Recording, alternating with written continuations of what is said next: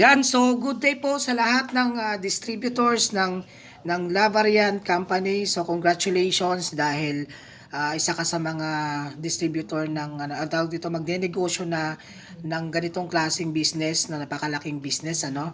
So ngayon, ipapakita ko po sa inyo kung paano ba gumawa ng Facebook page. Okay, ano yung gamit ng Facebook page na to para makatulong sa iyo sa pagbebenta, pag-expand ng business mo, parang ganon. So, ang Facebook page kasi, it is an online store po. Aside dun sa Facebook account mo, mas magandang meron kang Facebook page po na pwede mong gamitin. Okay, so ito na.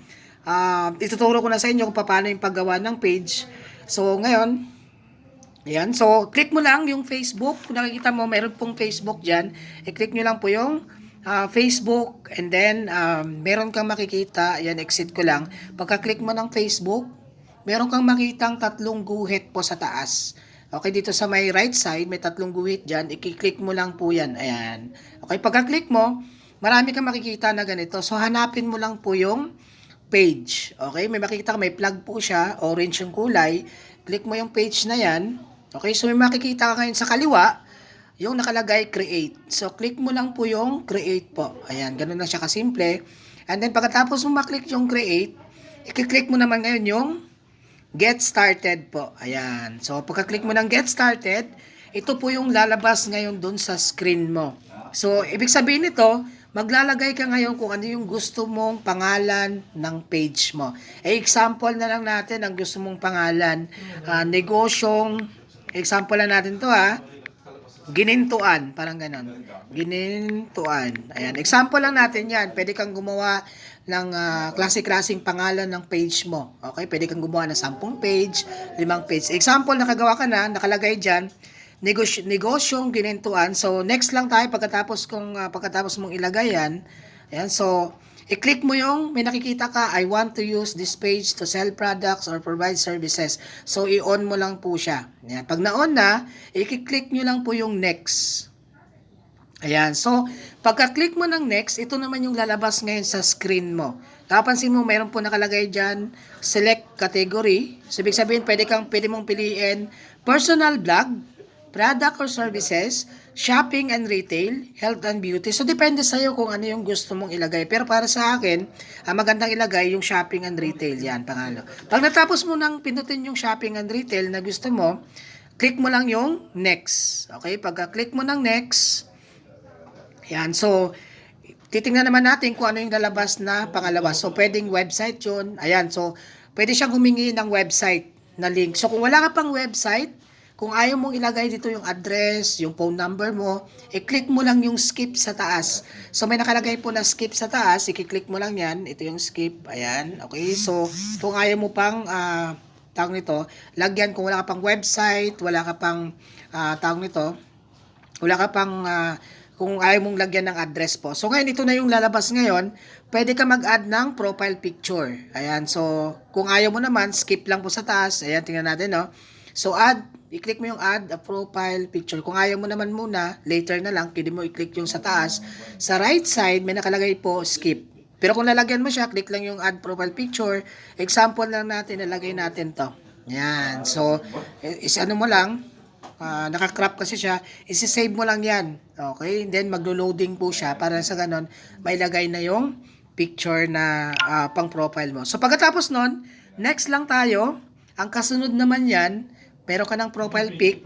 Ang next naman yan, add cover photo. So, kung hindi ka pa ready na maglagay, click nyo lang po yung skip sa taas. Okay? Para later ka na maglagay. So, kung gusto mong maglagay, add cover photo lang. Click mo yung picture na gusto mong ilalagay.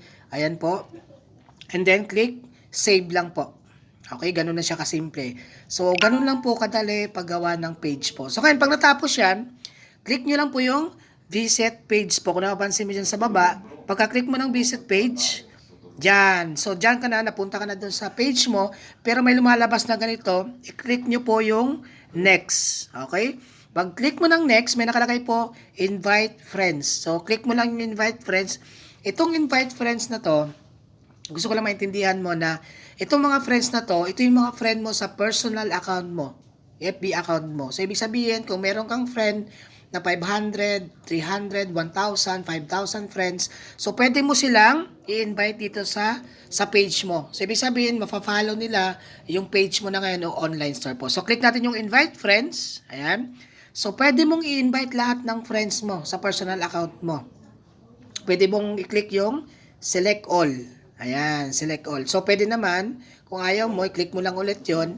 And then, halimbawa, pipili ka lang kung sino yung gusto mong mag-follow dun sa page mo. Ayan, example natin, click ako ng 4 na tao. Then, click lang, send invitation. Ayan, okay. Pagkatapos nun, ayan, so ito na yung Facebook page natin. Ganun siya kasimple. So makikita mo, pwede ka ulit mag-invite ng mga friends mo na i-follow yung Facebook page mo. Okay? Meron naman nakalagay dyan, invite friends. Click mo lang yan. So ngayon, pwede ka na mag-start kaagad ng pagpo-post ng mga products na gusto mong ibenta online. So, click nyo lang po yun. Create post. Yan, kung ano yung gusto mo. Parang Facebook lang din siya na account mo, personal. Click mo yung photo. Ayan. So, pili ka lang ng mga gusto mong, halimbawa, gusto mong mag-alahas. Ayan.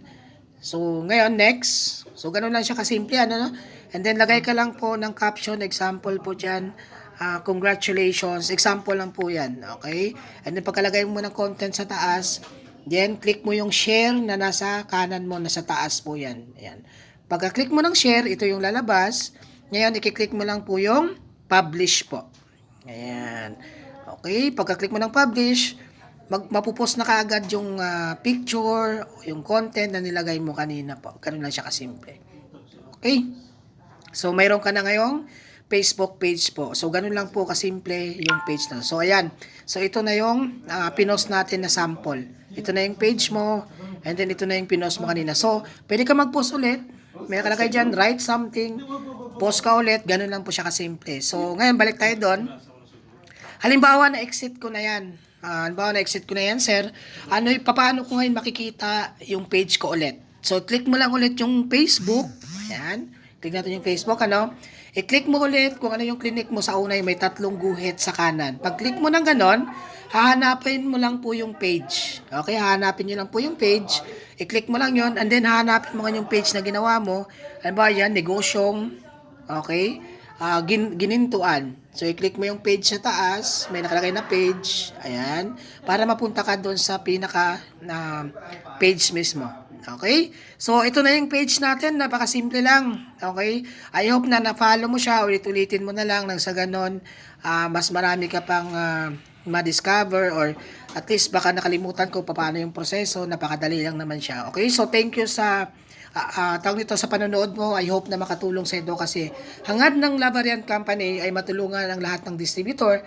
Okay, so kahit na anong mga tools na pwede mong gamitin sa online. So, by the way, my name is Ryan, the CEO of Lavarian.